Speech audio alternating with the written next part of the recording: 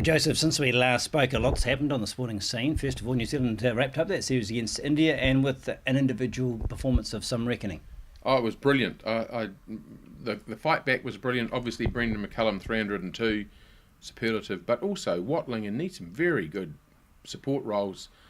Neeson looks like a really fluent batsman who could bat for New Zealand for 10 years. It was a very encouraging match in the end, and for a while you thought it was going to be all over in 2.5 days.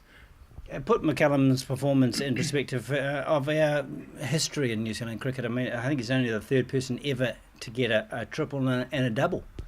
Yeah, that's amazing. Double followed by a triple and a century earlier in the season as well, a test century. Fantastic season.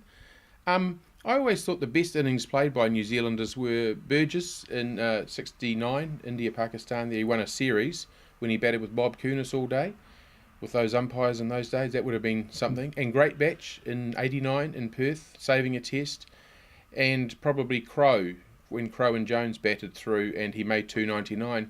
But I just felt McCullum's innings, that the bowling was pretty good. The wicket wasn't that easy to start with. He had to bat a long time. It goes against the grain for him. The discipline he showed, I thought it was a fantastic innings. So it's up there with those other three, you think? No, I think it's ahead of them. I think it's the best innings played in Test cricket by a New Zealander. And to be the captain, the pressures of that, being under that pressure adds to that achievement. Yeah, all those knockers when he came in. I mean, I think the way that he got the job was appalling. The treatment that Ross Taylor got, the lies that were told and so on. But you couldn't quibble with the fact that McCullum is the right guy to be captaining the team. He's a terrific captain, and his own batting has improved considerably since he became the captain. So New Zealand summer overall, it's hard to do better, isn't it? I mean, these are two prestigious nations, which we've beaten. It's rare to remember a summer so successful. Well, we've beaten West Indies comprehensively in the Test series, and we've beaten India comprehensively in the Test series and the one-day series. It's fantastic. You could go back forever. You have to go back to the halcyon days of Hadley and Crowe in the 1980s to find a summer where we performed so well. Probably in a different sort of context, beating the West Indies in 1980, even if we did need some umpires on our side in those days. But that sort of result, you'd have to go back 30 or more years to get that sort of a result as good as what we've had this summer. There's one aspect of the cricket summer I wanted to ask you about, forgot the other day, and that was the Tui's promotion catch, win 100,000. I was reticent at first, but it did win the crowd over. It got people involved. What's your take on it? It got people involved, so it was great for Tui. It was a terrific promotion, and whoever thought of it deserves a bonus. I'm really concerned. I cannot believe that with the six hitting that goes on now in cricket and the madness on the sidelines trying to push each other out of the way, someone is going to get really badly hurt at some point, because it is like a missile coming at you. I'm just waiting for that to happen. In fact, I'm surprised it doesn't happen at cricket anyhow, because those sixes are flying, and if you're not ready for it, it hits you in a bad spot, it could do a lot of damage. And I feel like there's a bit of mayhem on the sidelines now. It's all fun at the moment because no one's hurt, but not to be a prophet of doom, but I do feel that is a worry for me. Yeah, that was my reticence, is that half a dozen drunk guys fall over a kid that's watching the cricket and collapse on them, that kind of thing. I don't want to negative, because I think it had a positive aspect, but there is a safety thing there. Yeah, well, I think there is. Having seen that overseas a couple of times, people getting hurt properly and carted off to hospital. So we need to be aware of it, that's all. One great series at the moment, the Australian South African one. Australia on a high and then suddenly brought down to earth rather suddenly. Yeah, I think it's what we saw in the Ashes, though, isn't it? The Australian batting is not strong. So Haddon saved them time after time during the Ashes series, virtually every test. I think all 5 tests he saved them. If you remove Haddon, which he failed in that last test when South Africa won, the rest of the Australian batting is not strong at all. You'd have to think their pace bowling was a match, and their spinner's not too bad. Fielding will be fine, but their batting to me is weak, and that was exposed by those South African bowlers in the second test. And they managed to find somebody. Jack Callis, huge loss. They found someone scoring runs. They found some replacements, and that's helped, because I worried for them because he filled two roles. It's true. Actually, in a different sort of way, De Villiers must be the finest all-rounder in the world. I mean, he's wicket-keeping superbly, such an athlete, and he's making so many runs now. I mean, he doesn't make runs like a wicketkeeper, he makes runs like a batsman. He can bat in the top 4, top 5, and really hold his own. So, in a way, you're really getting 2 first-class players, two top international players out of De Villiers. 2 best test teams in the world at the moment, or can we start to think of ourselves as competitive against the likes of those 2 countries? I think we give them a good go, but there's no doubt that Australia and South Africa are ahead at the moment.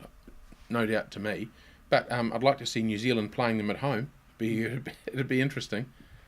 All right, the Winter Olympics. What impact did it have here with the people you know in terms of interest and intrigue with the events?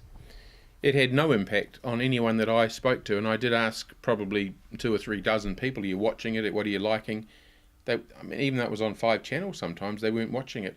So I think they're just not sports that New Zealanders as a whole are attuned to, whether it's freestyle skiing and whatever. They're just not things that we grow up on.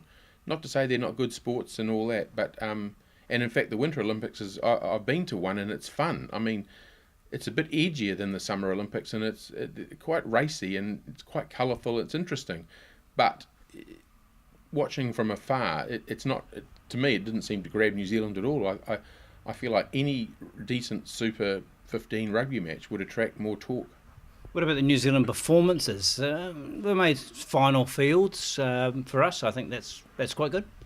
Yeah, well, I went to the Winter Olympics in 2006, and our best performance was Ben Sanford in the skeleton. He finished 12th, so we had a whole lot of people in the top 10. So that's a big improvement. Slight caveat is some of those fields were pretty weak, weren't they? When we've got 3 New Zealanders in the top part of the field, and you're wondering how deep the field is, and is it a new sport and not many people competing in it, and so on. But having said that, you'd have to give the New Zealanders a pat on the back and say, well, the graph is going the right way. It's going to take a while, though. Maybe a champion, a New Zealand gold medalist, that some people will tune in a little bit more often in the future. Well, it always helps. I mean, there was quite a lot of interest when Annalisa Coburger was doing well, but still, it didn't mean that suddenly ratings would go through the roof. I think I don't think the Winter Olympics will be a major factor here in my lifetime. I found I enjoyed the classic events, the slalom racing. Those that were is easy to determine success from failure, but some of these others, they had a lot of technicals in it. I couldn't tell one standard from another. Once you get judging involved, it's fraught with problems, and never more so than at the Olympics, winter or summer, whether it's diving and gymnastics or ice dancing and so on, ice skating at the Winter Olympics. It's terribly political. You know, you've got to have 4 from the east and 4 from the west, and so really it all comes down to the 9th judge, the neutral judge, and so on. And terrible decisions are made. When I was over there, the sports I enjoyed the speed skating. It's just basically like a 100-metre race, except they're on. So that was interesting. And I don't know, call me bizarre, but I really enjoyed the curling. I went to it most days and really enjoyed it. Had a curiosity for me. Again, those are straightforward sports, so you can tell when who's won the curling. It's the nearest thing to the middle. Yeah, and speed skating, whoever gets over that line first wins, so it's easy. You know, the ice skating, yeah, it's interesting for a while, but in the end, you're wondering what the judges are basing some of the stuff on, and where the judges come from, and so on. I think that it matters too much. I like the slalom one-on-one people because it reminds me of the old Jean-Claude Keely. Remember his challenge races? He really brought skiing to the forefront, didn't he? Yeah, he did. It was a bit like skiing's version of Pot Black, sort of like sudden death stuff, wasn't it? Yeah, it was great. Jean-Claude Keely. Yeah. He had to give, I remember he gave a woman, I think, a half a slope start. It was all handicap. Yeah, they wouldn't accept that now.